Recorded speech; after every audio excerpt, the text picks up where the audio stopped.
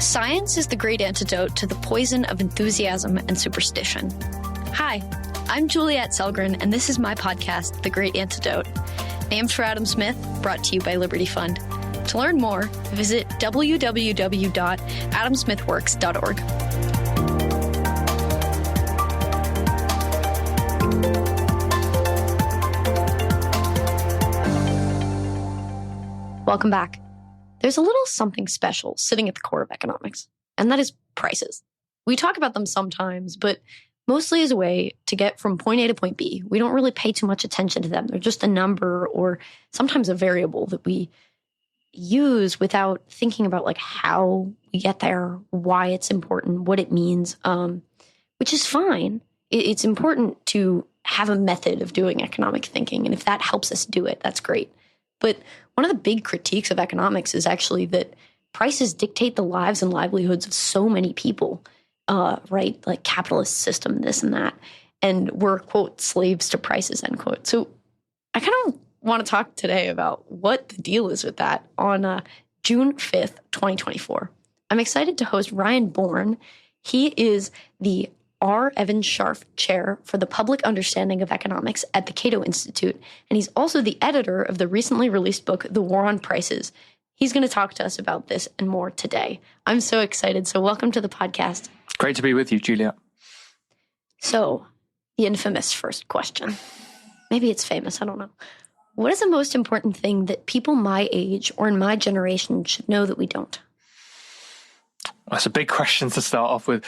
I'm going to stick to something economics related. And I think it's just that to always remember when we see those big kind of summary scare statistics that we all hear, whether that be GDP or, inequality within a country or something else, just remember that those are like aggregate statistics. They, a reflection of millions and millions of decisions that are made every day, tons of different actions, trades, inheritances, endowments, different policies. And so alone, they don't really tell you much about the world because just looking at the outcomes, we don't know what has in effect caused this stuff. And so, when you see a big topic like inequality, you might see this summary statistic, but you kind of have to remember behind that number is lots of different human action. And the only way to change that number really is by affecting human action in some way. So I would just caution, taking kind of big summary statistics that you hear at face value and often try to, take a step back and think of all the different actions and decisions that went into generating that outcome. Yeah, that's a great point. I was recently reminded of this because last night I went to this talk that my mom gave on federal paid leave programs. And she cited a bunch of statistics and spent the talk talking about what they meant, why it was important, kind of the human action behind it. And in the Q&A, almost every single question, someone would come up with their phone and cite a different statistic. And I was sitting there like, we're just throwing numbers at each other at this point. And she responded very well, unsurprisingly. But it is hard when you're having these conversations. You want to rely on data. You want to rely on these numbers that we think tell us so much, but that's in no way, that's the tip of the iceberg, really. So this is a great reminder.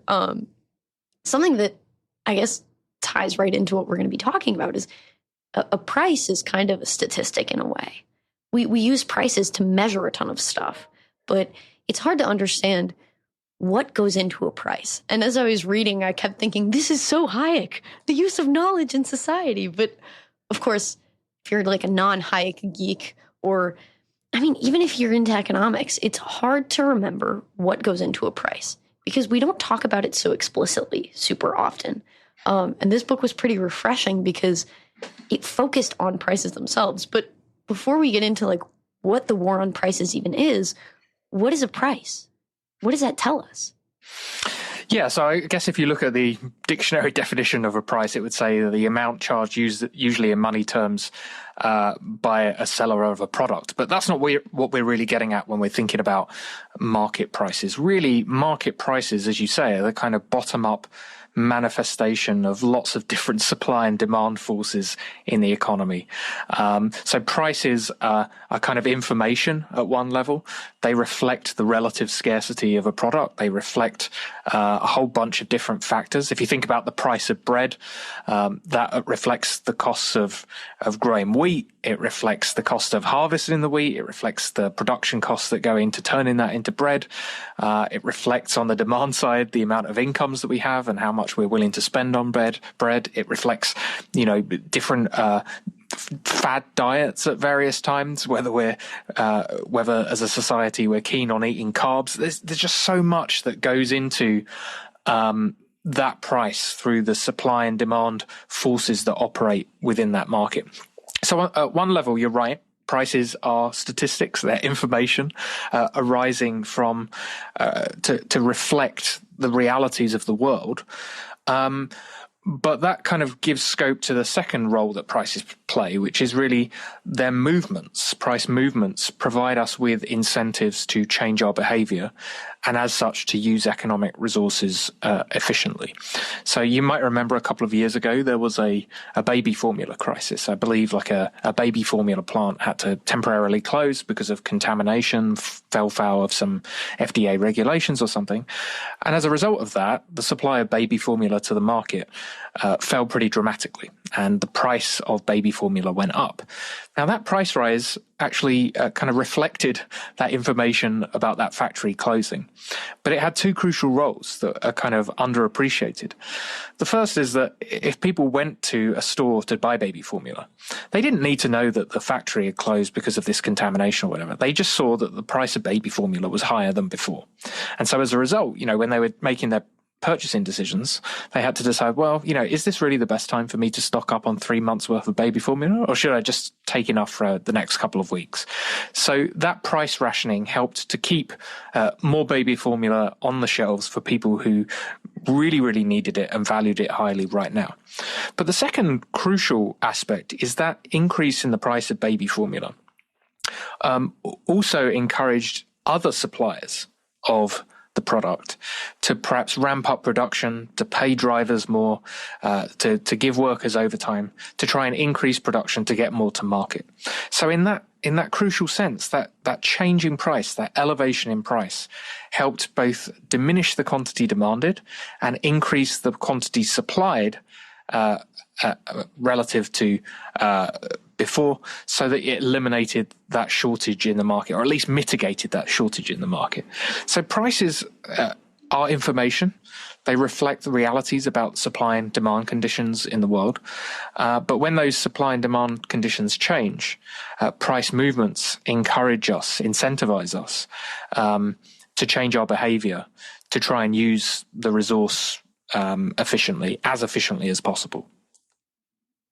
I see that as super beautiful because it is really information conveyed, and also just it is humans adapting and acting in a way that's responsive to their environment. And that's what we are meant to do, whether or not that's like a happy process. Hopefully you're not upset about it.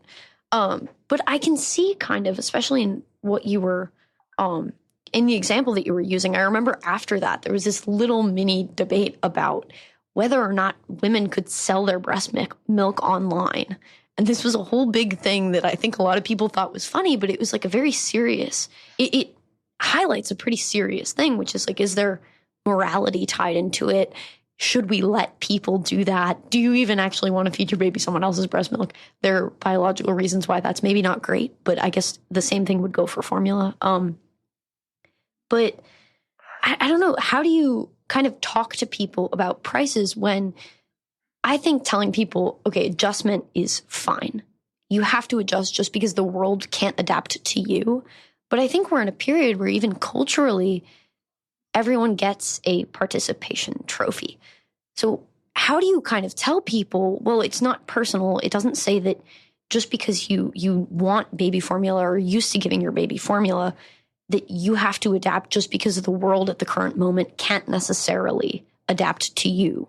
I think that's hard for people to hear. Yeah, no, it's definitely hard for people to hear. Prices, as you say, are a crucial kind of coordination mechanism in making the economy use resources efficiently. But you're right that when prices move, quite often we kind of pin blame on malevolent actors, or we throw our hands up at the state of the world and think, well, this good should still be available at the old price. I think the really crucial thing to understand is that prices, to a certain extent, another role that they play is as an allocation mechanism. And in the absence of using the price to ration the amount of goods or services that people are getting at any given time, you have to use some other mechanism. Now, that could be like just queuing for products. So everybody has the same access to the product at the old price, but they just kind of queue. And when the product runs out, it runs out. It could be rationing on kind of quality or size of the product. We might have direct rationing, where you're only allowed to buy a certain amount each time you're visiting the store. It may be that the company decides to kind of skimp on the amount of product in the packet or whatever. So if we don't allocate by price, there still has to be some method of allocation, whether that is rationing, whether that is queuing, whether that's some bureaucracy determining who can get what. And quite often those alternative means of allocating goods and services can have much more distortive and damaging consequences. We've kind of seen that through history. Indeed, one of the big kind of conclusions of the book is that price controls through history have a long record of diminishing the quality of products, resulting in shortages of products, and fostering black markets. Because when you have situations in which a seller is willing to sell at a certain higher price and a buyer is willing to buy at a higher price, even if legally you kind of ban that sale, there's big incentives for individual traders and individual suppliers to still make it happen outside of legal means. So I guess the key point that I would just kind of re-emphasize is that sometimes things happen and the reality of the world changes. And when that occurs, we have different options for deciding how goods and services get allocated. If you reject the price, if you reject the price's message and hold to a gun to the price messenger's head and say, no, I want you to tell a lie about the relative availability of this product, we still have to decide to allocate the products in some way. And those other ways have their own big downsides as well. And I've done so many interviews talking about like things like that, right? Price gouging laws specifically, which of course plays a role in this book, but there's so much more that I want to get to. So I'm going to maybe leave that a little bit, but can we kind of describe / like explain what does it mean to have a war on prices? So we know why prices are so important just based on everything you've said and the examples, but we talk about the war on terror. Talk about the war on drugs, two things that even if you think the war itself is bad, we can agree that to a certain extent, terror and drugs are not good for humans. So what is the war on prices? Or if prices aren't bad, what are we doing here? Well, the war on prices is an attempt to lobby politicians and a political kind of movement to usurp the outcomes of a market process and try and politically kind of control prices in some way. So as such, I think it's analogous to the war on terror or the war on drugs in the sense that it's about, greater state power over these outcomes, but also leads to kind of very destructive consequences, like as wars tend to. So the kind of inspiration for the book really was after inflation hit, there were a whole lot of misconceptions and confusions about inflation that we thought were buried in the 1970s that kind of returned, the confusion between one price moving and inflation as an increase in the price level, an increase in all prices across the economy. The belief that kind of temporary supply shocks could cause permanently inflated price level, the idea that workers' wage demands drove inflation, and indeed that this was all due to one-off factors or greedy corporations. And as a result, there was a large section of the population who thought inflation was a result of malevolent actors rather than being primarily a story of monetary mismanagement. So I really wanted to write about that regression in thinking and how it created space for advocacy for really damaging policies like price controls or governments kind of jawboning companies to charge less because of the inflationary environment. But actually, the more I thought about it and the more I kind of started putting together and commissioning chapters for the book, the more I realized that a lot of the economic mistakes laying behind that analysis actually translated to the pernicious spread of price controls in other markets in the US. Many states and localities now have controls on rents, more aggressive minimum wage increases. Healthcare is riven with price controls. We have those anti-price gouging laws. We have junk fees regulation and more. And I think combined, this kind of political determination and this ongoing drumbeat for government to control prices because people perceive that prices are driven by malevolent actors or are bad for the poor or whatever. I think this has been expanding in our economy. And I just worry that if we kind of don't check it by taking those arguments head on, the next time something like a big inflation hits and people are worried about their cost of living, we'll see much more of a movement for more direct and damaging price controls to try and control inflation. So the war on prices, I think, may have been somewhat like a Cold War up until this inflationary moment.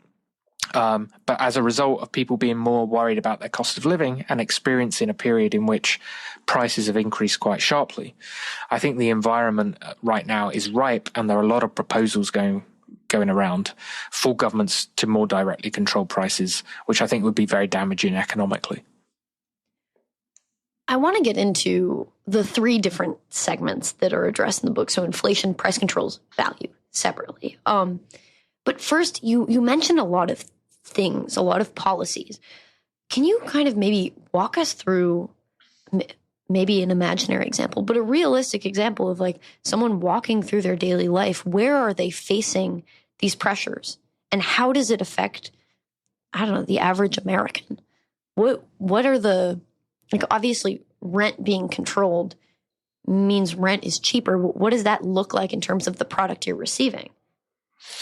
Yeah, so rent control is the most studied form of price control that economists have looked at over a long period of time, and it has a real long record of failure. So you're right, rent control is usually a cap on how much landlords can increase rents in a given year, rather than a kind of direct cap on the price. And when that rent increase is held below what markets would otherwise determine, when that rent control binds, we call it, the major effect that we tend to see is that more people want to rent because they perceive it cheaper than before.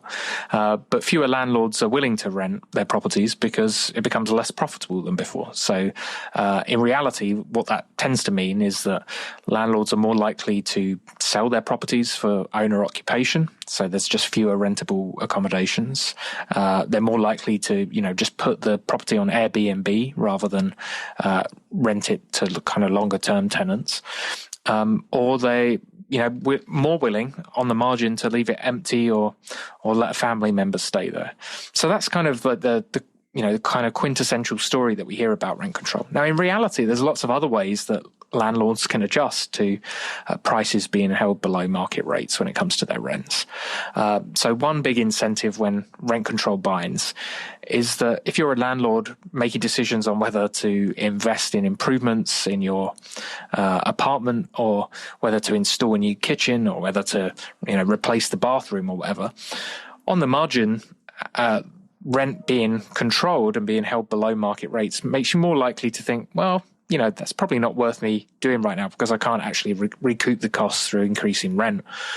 So as a result, the quality of rental accommodation tends to decline to reflect the lower price that the landlord is able to charge. So they're the two big effects of something like rent control. There tends to be a reduction in the quantity supplied to the market. There tends to be a reduction in the quality of the housing stock. And if those rent controls apply across a whole range of different properties, including new builds, then it can also deter new buildings of apartments too. So, big impacts on kind of supply and big impacts on the quality of housing. So, for many people living in some of the most prosperous parts of the US now that have these tight rent controls, as the longer those rent controls are in existence, the more we'd expect to see those two forms of adjustment. And the thing that's so striking, right, is that rent control is just an application of the economic rule that applies everywhere. So the more prominent these sorts of controls become, the more that this exists in every single thing, right? So I think about groceries. I remember when eggs were super expensive after COVID at one point. That was crazy. But what were people asking for? Egg price control. And what would that have meant? Well, you'd probably get smaller eggs, maybe fewer eggs. Yeah, no, I mean, I imagine we've tried food price controls in the past. In World War II, there was a price control on wheat, and actually the price control on wheat was held so low that it actually became cheaper for farmers to feed the wheat to various animals around the farm rather than sell it to the market. So actually there became a shortage of wheat for bread production, even though we needed a big increase in bread production to feed a fully mobilized armed forces at the time.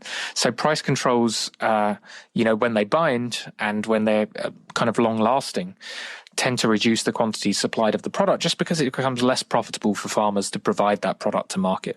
Indeed, you can look back through history, like the siege of Antwerp I can't remember what it was, in the 16th century.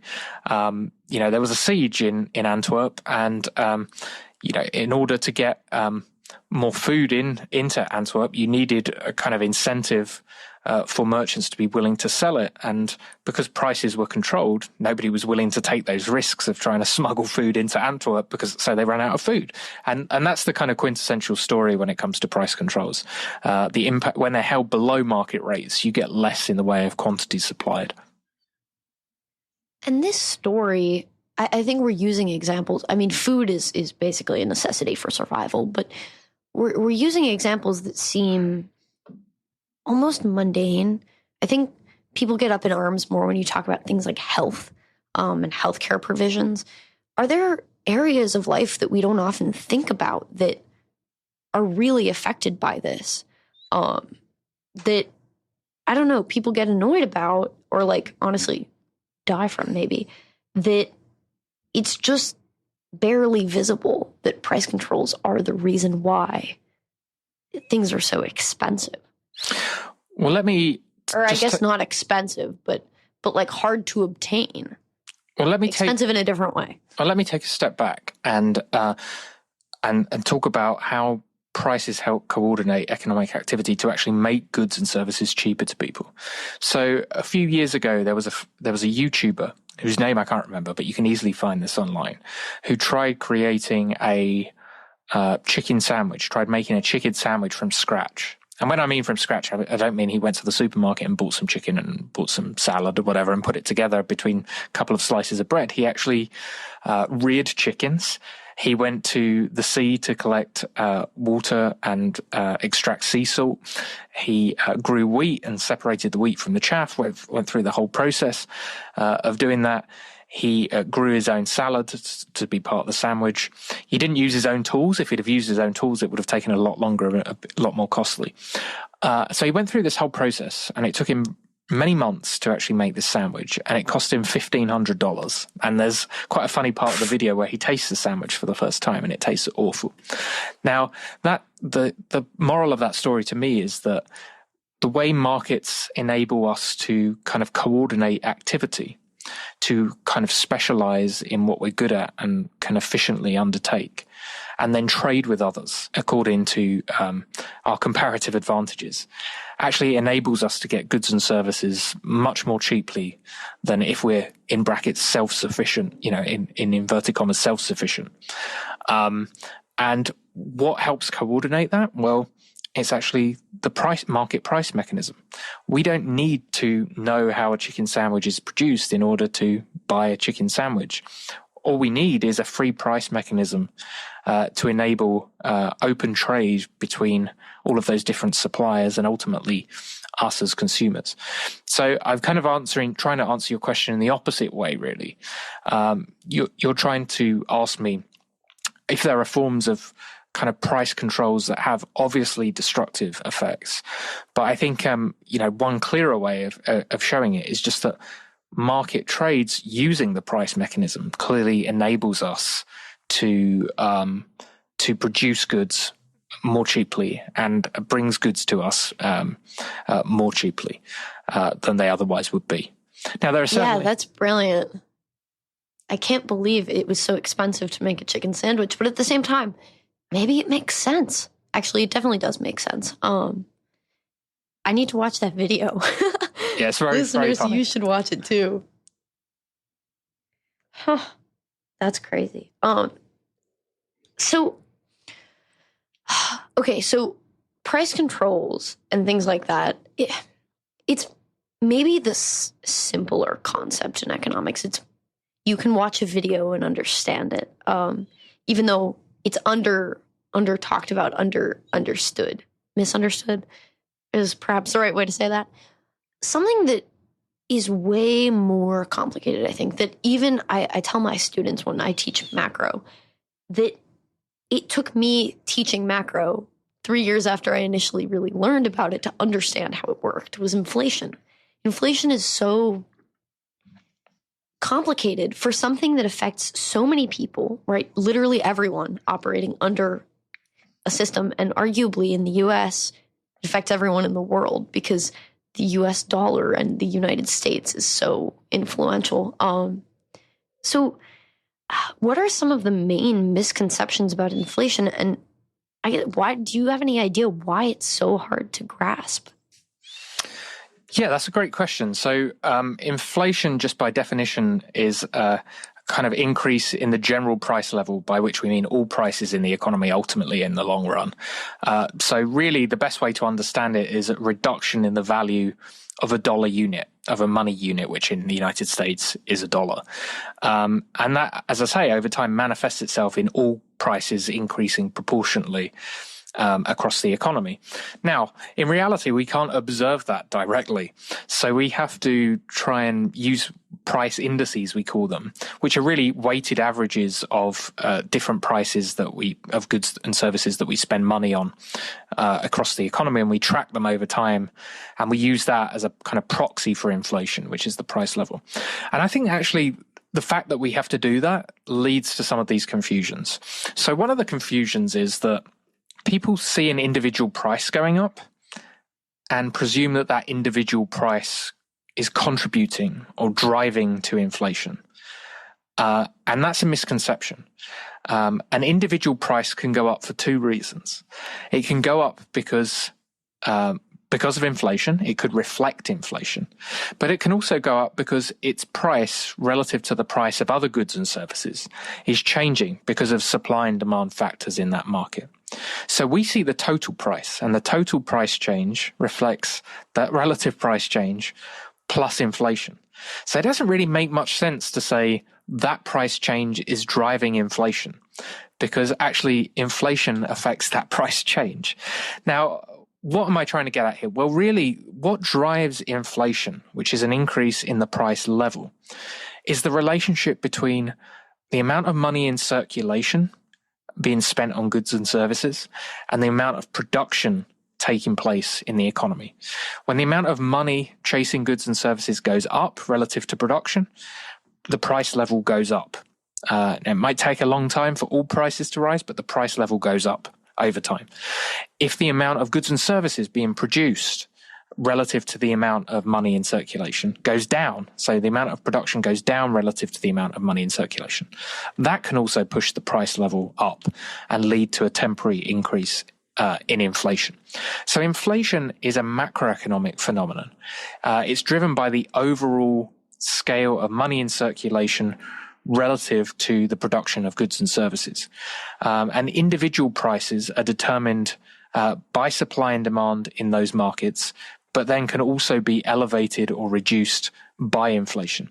But people tend to conflate those two. So that's one big misconception. The second big misconception is that as a result of a similar confusion is that individual companies, individual landlords or whatever can drive inflation by kind of charging higher prices.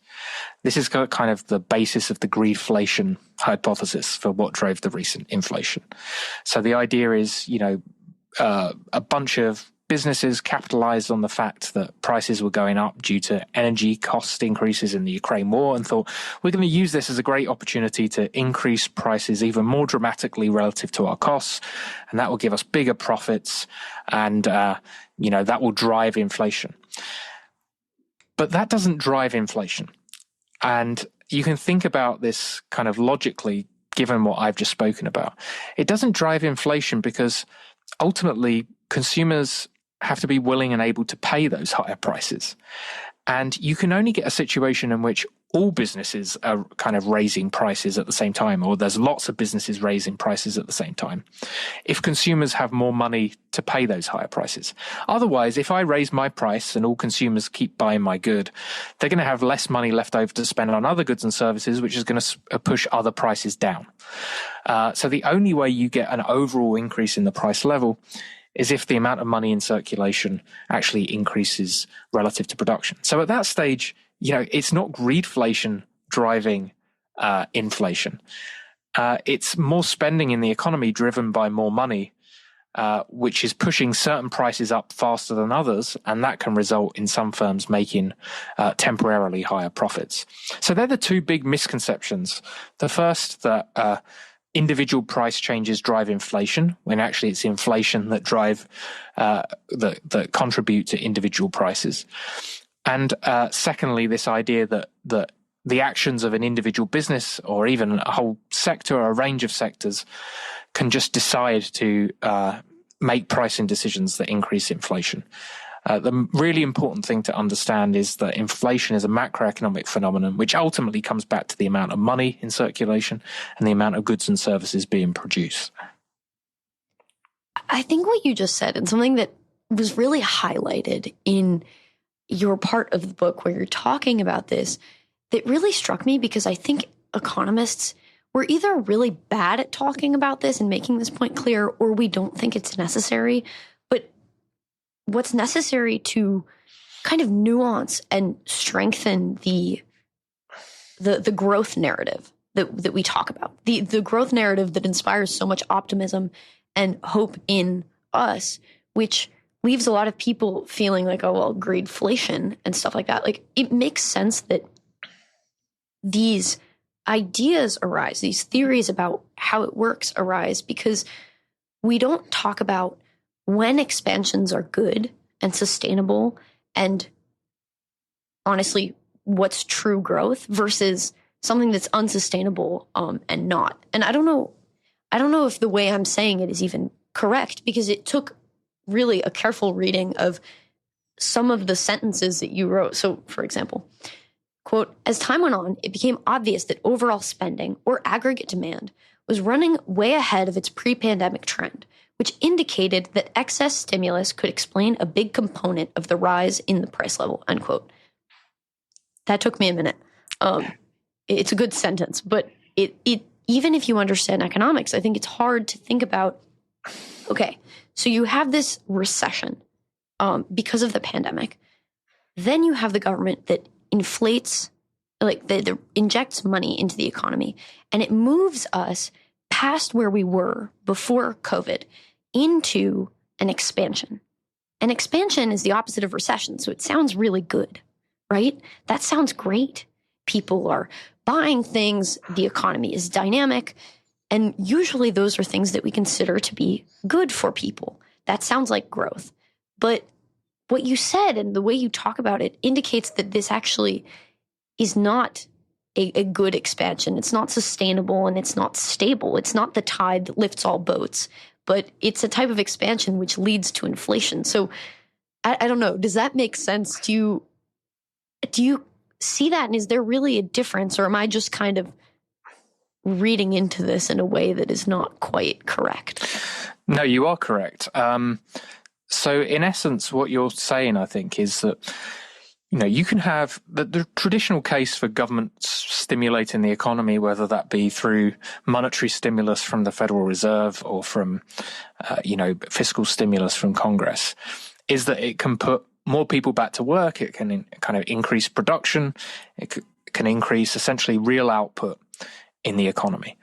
But what we saw in the aftermath of the pandemic, as a result of the potential growth in the economy being impaired by the pandemic and the Ukraine war and stuff, at the same time as huge amounts of kind of stimulus, is that the amount of total spending in the economy went up dramatically, so much so that the real output didn't just return to something like we would expect, was the potential of the economy to grow. But there was so much excess spending in the economy that a lot of that stimulus, a lot of that new stimulus just pushed up prices rather than leading to more people becoming employed or more actually goods and services being produced. So let me talk about it another slightly different way. So in the past 4 years, overall, consumer prices are now about 11% higher than we would have expected them to be had inflation maintained at the Federal Reserve's 2% per year average target, right? So about 11% higher right now, prices that you pay on everything from food to gas to everything else. Now, what drove that? So some people say that was all a result of supply shocks. That was all as a result of the fact that the economy found it more difficult to produce goods and services coming out of the pandemic and then with the Ukraine war. So how would a supply shock manifest itself? Well, a supply shock would manifest itself in real GDP, real growth, being lower than we'd otherwise expect. And if you look at that, if you look at where real GDP is relative to, if it had continued at its pre-pandemic trend, you see indeed it's about 2% lower than it otherwise would be. So 2% lower GDP, but remember there's an 11% increase in prices. So what's driving those prices if we can't really explain it just through real GDP struggling? Well, if you look at total spending on goods and services, that's nominal GDP. That's actually 9% above now where we would expect if it had carried on in its pre-pandemic trend. So it's gone really, really high relative to what we were expecting. So you look at these numbers, 11% increase in prices relative to what we might have expected, in part driven by those supply shocks, which have meant real GDP is 2% below. But the vast majority of that excess inflation has actually been driven by too much spending in the economy. And ultimately, that's the fault of Washington, D.C., whether you want to blame the Federal Reserve, Congress for spending too much, borrowing too much, or some combination of the two. Clearly, macroeconomic policy has been too expansionary over that 4-year period as a whole. And that really explains why prices are so much higher now than they otherwise would be. Relative to the economy's ability to produce goods and services, Congress spent way, way too much, and the Federal Reserve created or oversaw too much money creation, which meant more money chasing goods and services. And that pushed prices up instead of leading to what you described as those more positive expansions, which is when you get more employment and more production. Yeah, I think I'm trying to think in terms of examples I can give my students, because it's long run supply changes versus short run supply changes, or demand. Now I'm just getting confused trying to use the language of this graph. But the difference is really it's money falling from the sky, basically. It has to get repaid at some point, versus like technological increases, right? If you introduce a new tool into the economy like ChatGPT, which people are worried about, yes, but it makes people more productive, which means that people have more time on their hands. And so this is becoming more clear, I think, as we're talking about it. So I hope that my listeners here see that as well. if you were thinking about a graph, essentially when you have excessive stimulus in the economy, or when you have a stimulus, what you're seeing is an outward shift in the aggregate demand curve. So imagine a downward sloping aggregate demand curve that's shifting out. Now, why did we see such high inflation during this period? Well, to start with, the aggregate supply curve might be upward sloping, but at some stage it in effect becomes vertical, right? So there's only so much that the economy can produce. There's only so many real resources that you can kind of call on to produce goods and services. So if you keep increasing stimulus, so that aggregate demand curve keeps shifting out, and you're on the point of the aggregate supply curve, which is essentially vertical, then you get no increase in output, real output, from increase in aggregate demand. All of that increase in aggregate demand just leads to higher prices. So that's the kind of way that I conceptualize it. Once you engage in excessive stimulus, really you're just pushing aggregate demand up at a time where supply can't respond. And if you do that, of course, if you're driving demand higher in any market where you don't see much supply response, we see this in a lot of housing markets around the world due to regulation, you just see prices go up. And in this case, the price level go up, which manifests itself in inflation. So how are we supposed to, the book has already been written. The book is awesome. Listeners, you should check it out. And also, we're doing this interview now talking about the very subject, right? So we're engaging in, I don't want to say peddling because that sounds does not have a good connotation, but in pushing and changing the narrative about what prices are for and how they work, and clarifying actually the good that they serve. But what can we do to continue to, as me or listeners of the podcast or anyone, to continue to kind of push for this clarity, for this understanding of how it works? Because honestly, it takes a lot of economics, I think, to really see through this more emotional pull of, well, it's really expensive to live, the cost of living. How are we supposed to do this? When really, once you understand a bit of economics, you kind of see through these misconceptions and you kind of can understand the beauty of how it works. So how can we continue to do that and share that with other people? I think the crucial thing is to take Bastiat's lesson of the importance of seeing the unseen. So just always hammer home the message that, whenever anybody's talking about a causal story, whether that be greedflation driving inflation or whatever, ask them to think, okay, if that were the case, then think through the chain of like the money flows in that sense. If one company starts charging more, what happens to the amount of money left over for those consumers of that good or service to spend on other goods and services? So what is like the second order and third order effects of that individual company trying to use its market power to increase price?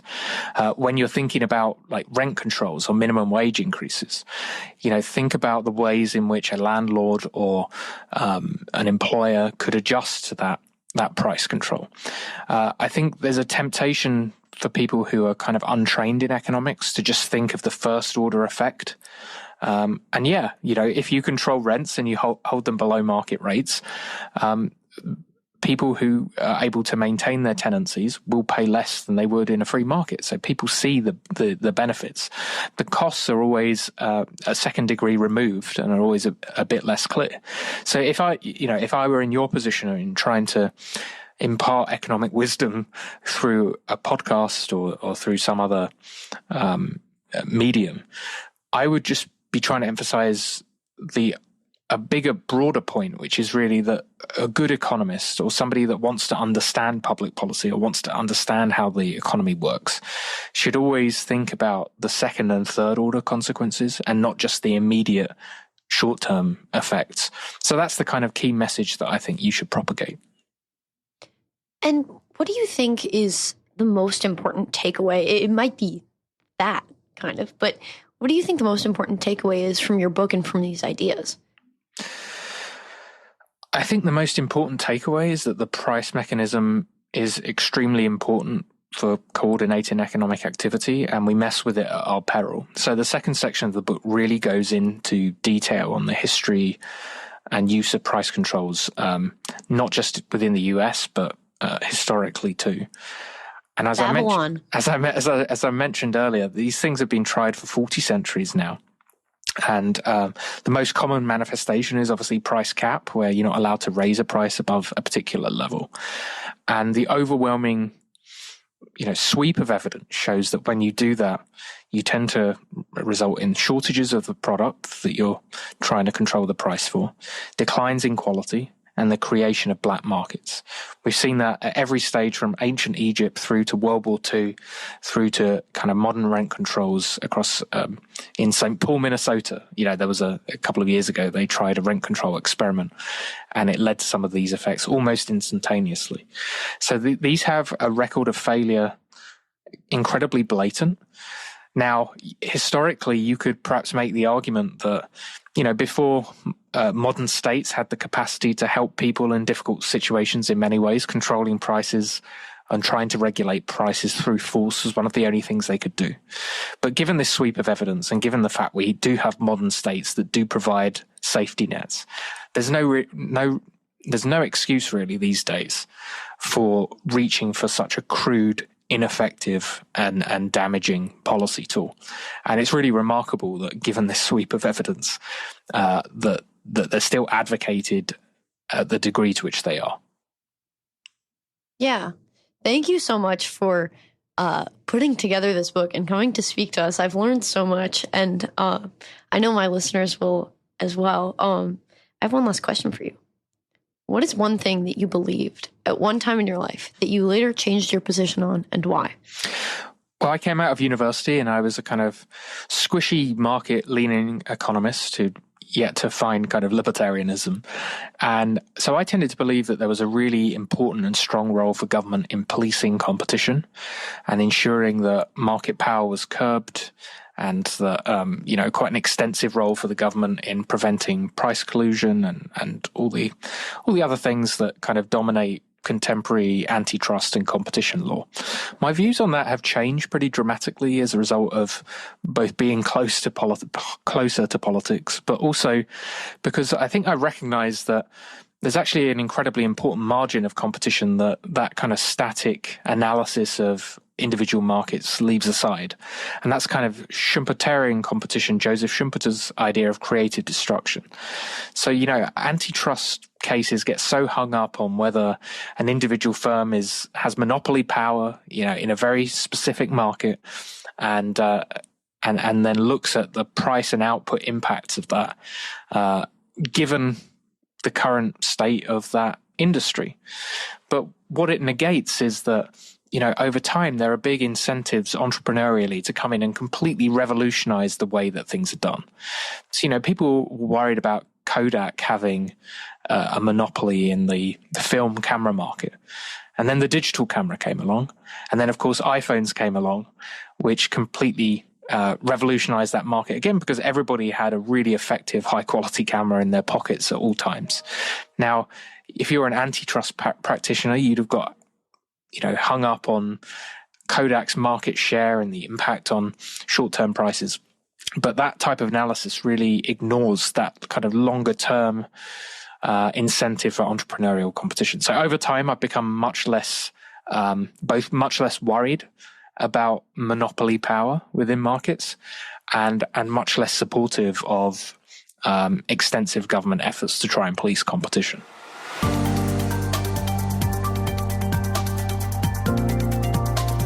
Once again, I'd like to thank my guests for their time and insight. I'd also like to thank you for listening to the Great Antidote podcast. It means a lot. The Great Antidote is sound engineered by Rich Goyette. If you have any questions, any guests, or topic recommendations, please feel free to reach out to me at greatantidote@libertyfund.org. Thank you.